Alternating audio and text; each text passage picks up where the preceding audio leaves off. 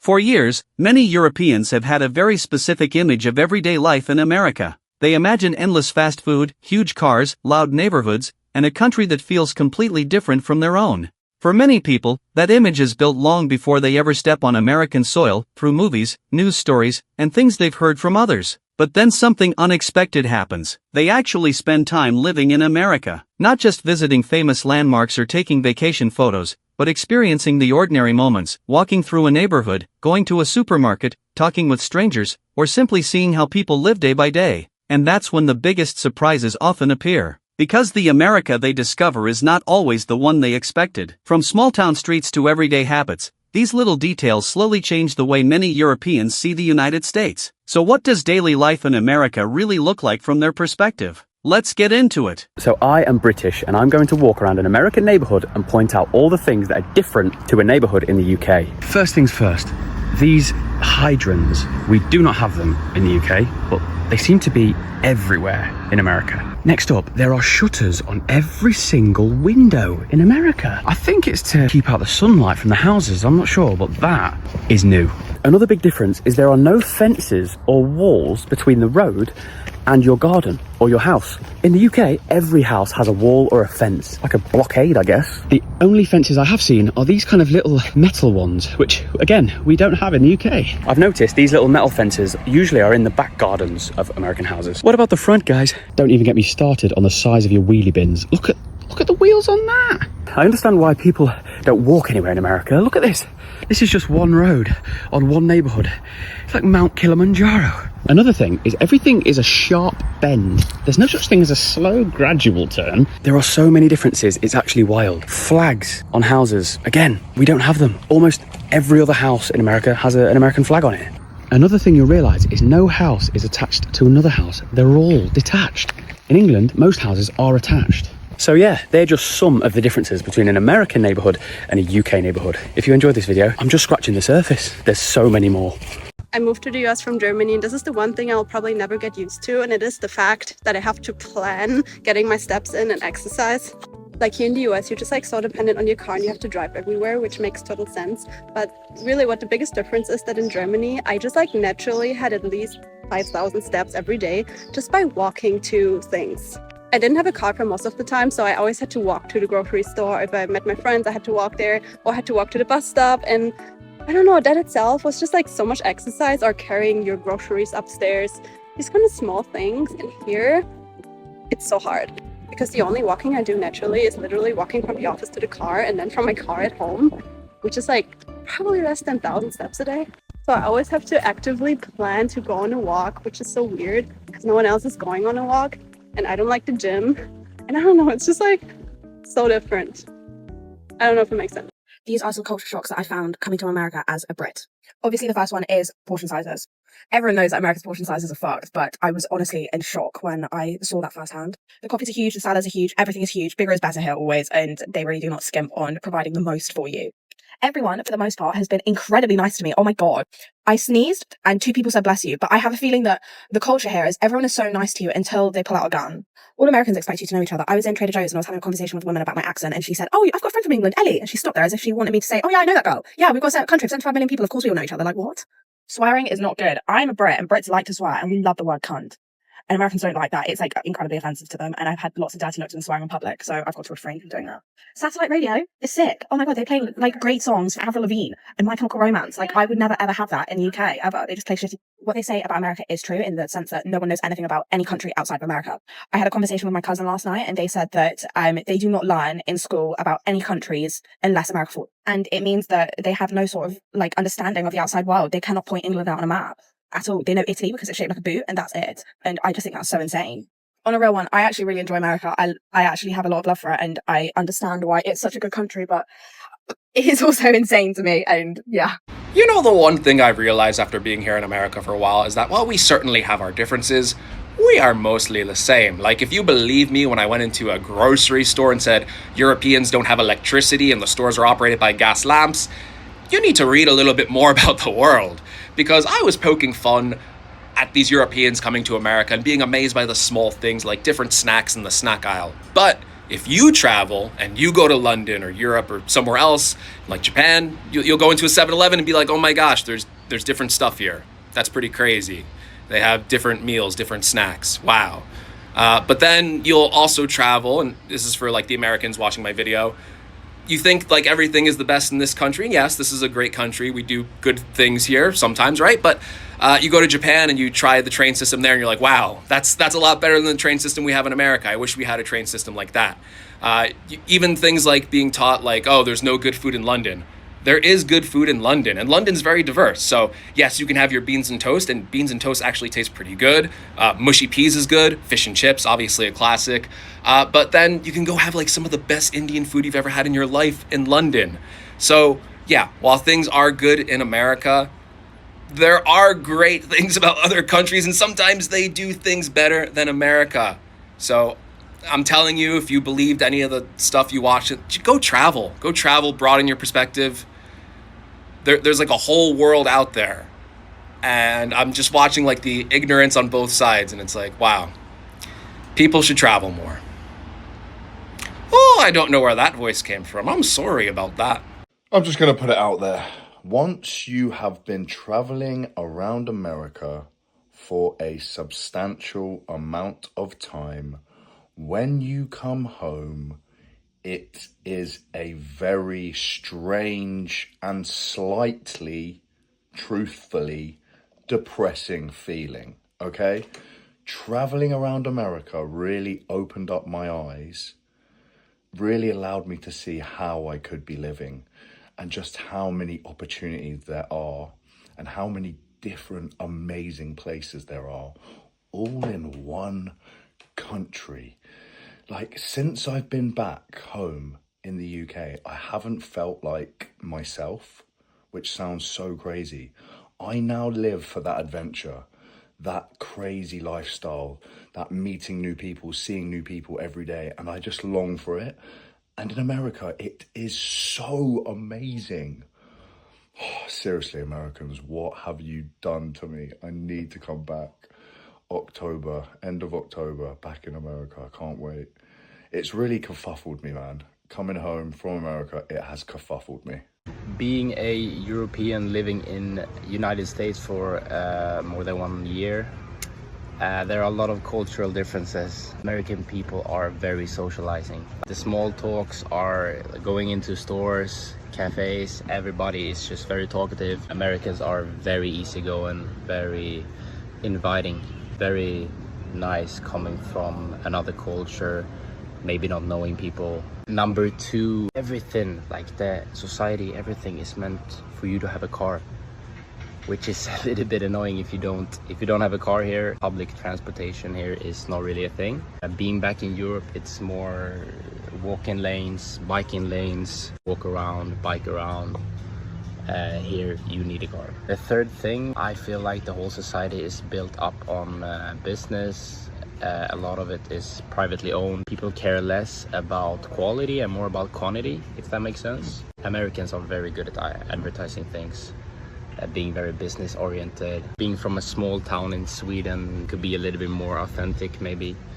No offense, Americans. Please, my American friends, you have to explain me how this works, because my European mind can't comprehend what's going on here. You have these incredible high buildings, but what's in there? Do people actually live in these skyscrapers? How many people live in Dallas? Millions, I guess. So where is everyone? I'm in Dallas downtown, and I don't want to compare you to European cities, but it's Thursday 3 p.m. and I feel like I'm walking around in a ghost town. Imagine downtown London or Rome without any people. That's just not possible. Or forget about Europe. Bangkok, Tokyo, 24 hours is bustling. In between these skyscrapers are these massive cathedrals, but I wonder if there's no one living here who even goes to these churches. Can I cross the street? Oh yeah, there's no one. Here I found some people, but yeah, it's a public viewing because remember, it's the World Cup, and that's why I also booked a hotel in downtown, because I was expecting to see fans from Egypt, fans from Australia, because that match is here tomorrow. Okay, people of Dallas, you have one excuse. It is indeed 100 degrees, 36 Celsius, and it feels like a sauna out here. I'm a Brit living in America, and these are the biggest culture shocks that I've experienced. So I do live in a HOA neighbourhood as well, which means that everyone has to keep their grass at a certain height and all really neat. So everyone in this entire neighbourhood have got really nicely kept front gardens, which I find in England is not something that most people really do. American flags are very common out here. You'll see them on people's houses or on their mailboxes as well. Now this is something that you do not see in England. People just do not put up the British flags. Out here in America, the most common house that you'll find is a detached house. Now this is something that we are not very used to in England. I would say mostly they are townhouses or semi-detached houses. So another thing that you don't really see in England are fire hydrants. Now fire hydrants are out here, out in the open. Right there, you'll often see them throughout the neighbourhood as well. And that's something that I don't think I ever really saw back in the UK. Another one was the size of the roads and the cars out here in America. America is known for everything to be bigger, and those are definitely bigger. It took a bit of getting used to, but we've been here 6 weeks now, so I feel like we're quite comfortable being on the big roads. And if palm trees count as a cultural difference, then that is definitely something that Florida has an abundance of. And I love it. Out here in America, everyone has post boxes, mailboxes that are outside of their house. So there's no letter boxes. The mail comes out here, which actually works great. As we have dogs, it means that the dogs bark so much less because the postman does not come to your door. Another one is so many houses have these basketball hoops. And this, honestly, it is just like the movies. Just a reminder, we do have brick houses out here in Florida too.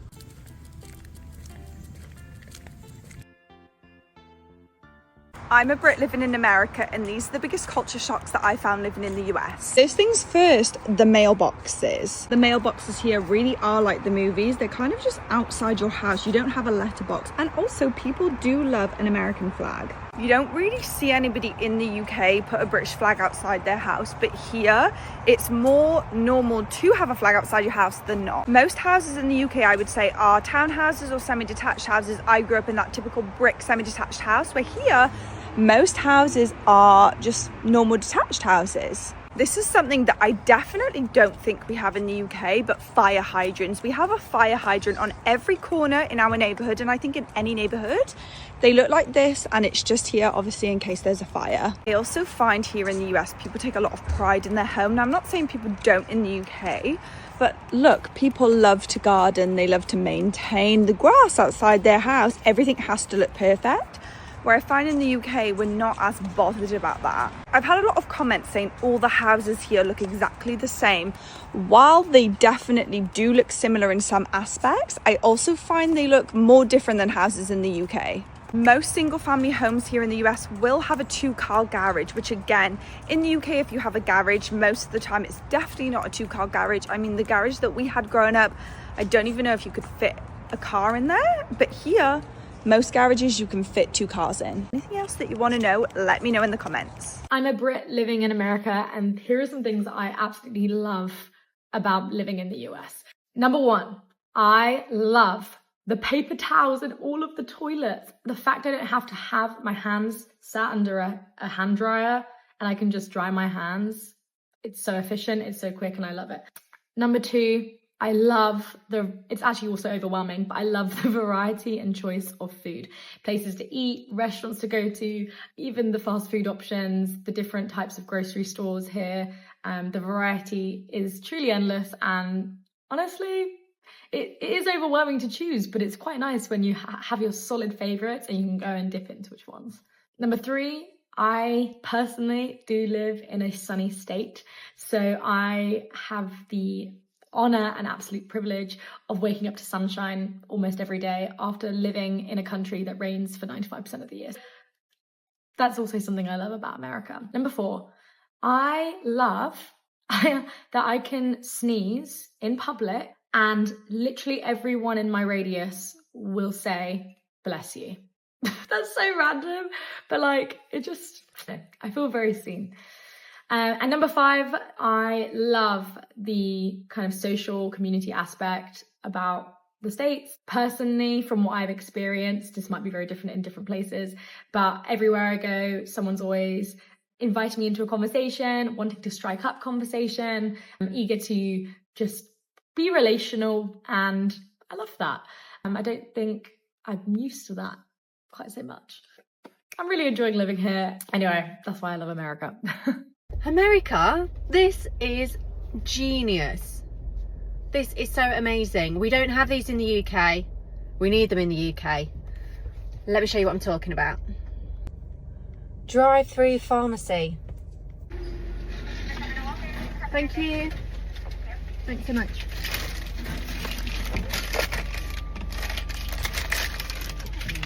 That was so easy. And it just makes sense, doesn't it? In the UK, you often went to collect your prescriptions from a pharmacy, which was really small. You would be mixing with other people, potentially giving them your germs, potentially getting their germs. And more often than not, they were elderly or disabled or vulnerable and probably shouldn't be mixing with other sick people. They might not even have had the immune systems to fight these bugs off. If I could have just hopped in my car and gone and got my prescription, I definitely would have done that. There were so many instances where I was just so sick, nobody was able to look after my children, but I needed to get medication, and I would have to take all 3 children, sometimes when they were a baby, into the pharmacy. They were potentially catching germs off other people. Sometimes they'd be running around the pharmacy, pulling things off shelves, and I just wanted to get my medication and go home and feel better. And it was an ordeal. Oh man, if we'd have had a drive-through pharmacy, how much easier life would have been when I was sick or the kids were sick. Just to bundle them up, pop them in the car. I could have been in my pajamas. I could have just got my medication, carried on with my day. I just feel like America is way ahead of the UK on so many things, and this is a huge thing. I feel like they're living in the year 3000. So impressed. So I'm a European, just moved to the US. Here's the first weird thing I noticed. You cannot open the windows. They are boarded because of storms. And you can only open them up in the summer when they undo the screws. I don't know about you, but me as a European, I open up the windows even during winter just to freshen up the room in the morning and during the night. So this is kind of crazy that I cannot open the window. And I asked my friend, how do I freshen the room? And she's like, oh, just turn on the AC. What? One of the things that I absolutely love about my American house compared to my house in the UK. Now, for comparison, if it's the first time you're here, we are an ex-British military family. So we lived in rented accommodation. So you can probably imagine, if you haven't seen what it looks like, it's not the best. So I'm going to pop you a picture of my old shower. It's not the best picture. It wasn't even an electric shower. It was just like a gravity-fed shower, which, if you know what that is, the pressure was 0. So now I'm going to show you my luxurious shower out here in my house in Florida. Shower reveal. Oh. Now this is a beautiful ensuite bathroom in comparison to what we had back in the UK. The difference is unbelievably drastic. We also have a walk-in wardrobe here, and then a walk-in wardrobe just here, and a cupboard here, and a toilet here. But this is the pièce de résistance, the beautiful, beautiful shower. You can laugh at me all you like, but my husband will tell you that this is one of his favorite things in this house. Now the question is, are you a shower person or a bath person? Because hands up, shower girlies. You may think that's a very small thing to absolutely love about your house, but there are so many. The small things add up to one enormous thing. And I'm just looking out of my window. I need to show you this view. Not only is my view absolutely stunning from my bedroom, but look at my little poochies, all snoozing away in the beautiful Florida sunshine. Have a wonderful weekend, everybody. Bye. I'm in America for the World Cup, and I've just discovered Ollie's Bargain Outlet. I noticed customers were lining up outside the building, and I wasn't really sure why at first. And then I was told that the first 250 customers would get a scratch off or something. The moment you enter the store, you're greeted by a literal case of dynamite. Mexican-style hot chocolate cinnamon toast crunch. Do any of those go together? Only in America can you find Twinkie-scented candles. I'm not sure if this is legal, but blimey, they have the potato crisps right next to the pool supplies. Meters upon meters of rugs that go from the floor to the ceiling. Bloody hell, why are there so many bins? Based on my last video, God bless America and God bless air conditioning. And despite all that, I think the best part might be these ridiculous adverts hanging from the ceiling. I mean, is that Albert Einstein? Do you know what the biggest cultural difference that I have noticed since I've started living in America? And this isn't like American people don't understand sarcasm or they're too overbearing in restaurants, although, yeah, I'm still doing fine. You asked me 20 seconds ago, I haven't had another bite of food. I'm getting off topic. The biggest cultural difference that I've noticed that nobody else speaks about. And it takes me by surprise every single time. Every single time it happens, I go, oh my God, it's like a jump scare. Laughing out loud in the cinema. Whenever I go to the cinema, the Americans will literally be sat there lolling. Like laughing loudly out loud. Takes me by surprise every single time. And it's not even something I noticed that British people didn't do until I heard the American people doing it. I think the first film that I noticed it was like Book Club 2 with like the older female actresses, and it's like a fine film, but it's not like the funniest film I've ever seen. Didn't matter. People were like lolling, laughing out loud, and I was like, oh, like, you guys love this. But no, it wasn't that film. It's every single film I've seen since that is like lolling, literally lolling. And I don't know why it is. Like, British people aren't like not laughing in the cinema. I just don't think that we're laughing so overtly. Does that make sense? Like, I feel like it's more of like a I don't know. Like I said, it's not something I noticed we didn't do until I noticed people doing it here. Not a good thing, it's not a bad thing, just something I noticed that takes me by surprise every single time. The most surprising thing about the USA isn't what you think. I expected the big cars, big portions, I don't know, skyscrapers, but to be honest, that isn't what stood out. People are actually so friendly. I mean, you can walk into a shop and someone actually starts a conversation with you. Europeans and Brits just don't realise how different that feels until they experience it. One of the biggest things that has changed for me since moving to the USA is the time it takes to get places. I'm currently driving around running errands, okay? In the UK, that means I could either walk there or it would take me approximately 5 to 10 minutes to drive to where I need to go. I'm on hour and 15, okay? And I'm still running errands. That is because the average length to go anywhere is about 15 to 20 minutes minimum, okay? And now I find myself, right, where do I need to go? Where's this place? Google Maps that and 35 minutes, I'm like, oh, easy peasy. 40 minutes, easy peasy. The only time I start to go, oof, that's a bit of a way, around about an hour and a half. Around about an hour and a half, I'm like, okay, we're getting like a bit longer now. We're getting a bit longer. In England, if I'd have mapped somewhere and gone 35 minutes, no, I'm not going. I'm just not going. Sorry, I'm not going. Whereas now, you want to take half my day driving? Sure. I mean, if I have to get the stuff done, then I have to get the stuff done. If I have to go, then I have to go, don't I? It's just ridiculous. So I spend most of my time driving. I literally spend most of my time in America driving. No wonder their cars here are bigger than blue whales, and no wonder their parking spaces are larger than the average UK house. Not to mention, don't get me started on a traffic light. Sitting at a red light, I could write a novel. Throne of Glass 2.0, it's coming out of me at the red lights because that's how long I'm stuck here for. I'm now, oh look, I'm moving now. These are some things that have shocked me to my core about America after being here for nearly a month. Just their roads in general, like 4-way stop signs. How is that not causing crashes? Because the rule is whoever gets there first goes, but what if I thought I got there before you?